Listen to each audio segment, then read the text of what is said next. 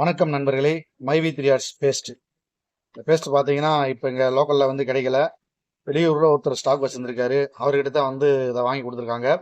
இந்த பேஸ்ட்டில் பல் விளக்கிட்டு மற்ற எந்த ஒரு பேஸ்ட்டில் பல் விளக்குனாலும் அந்த அளவுக்கு ஒரு திருப்தியாக இல்லை.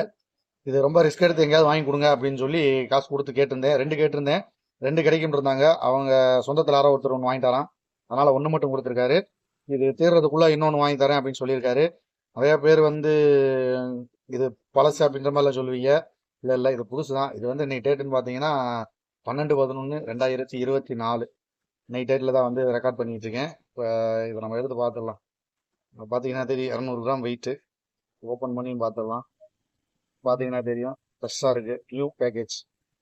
இந்த மாதிரி ஒரு குவாலிட்டியான பொருள்லாம் வந்து நம்ம நிறுவனத்தில் கொடுத்துருக்காங்க.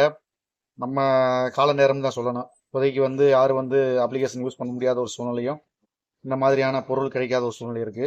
ஒரு அம்மா கூட ஒருத்தவங்க போட்டிருந்தாங்க, இந்த மாதிரி வந்து ஹெர்பல் சிறப்பு வந்து ஒன்று நல்லா இருந்துச்சு, எனக்கு இப்போதைக்கு வந்து கிடைக்கல அப்படிங்கிற மாதிரி சொல்லியிருந்தாங்க. என்ன பண்ணுறது, கொஞ்சம் வெயிட் பண்ணி பார்ப்போம். விரைவில் வந்து ஸ்டோர் திறந்து இந்த மாதிரியான நல்ல தரமான பொருட்கள்லாம் வந்து எல்லா மக்கள் கையிலும் கிடைக்கணும் அப்படின்றது தான் என்னுடைய வேண்டுகோள். நீங்கள் யூஸ் பண்ணி பார்த்த பொருட்களில் உங்களுக்கு பிடிச்ச பொருள் என்ன அப்படிங்கிறத வந்து கமெண்ட்டில் பதிவு பண்ணுங்கள். ஆடியோ குவாலிட்டி கொஞ்சம் சைஸாக தான் இருக்கும், அட்ஜஸ்ட் பண்ணிக்கோங்க. சார் நண்பர்களே, எனக்கு பிடிச்சது, ரொம்ப பிடிச்சது வந்து இந்த பேஸ்ட்டு. உங்களுக்கு பிடிச்சது என்னன்றதை கமெண்ட்டில் பதிவு பண்ணுங்கள்.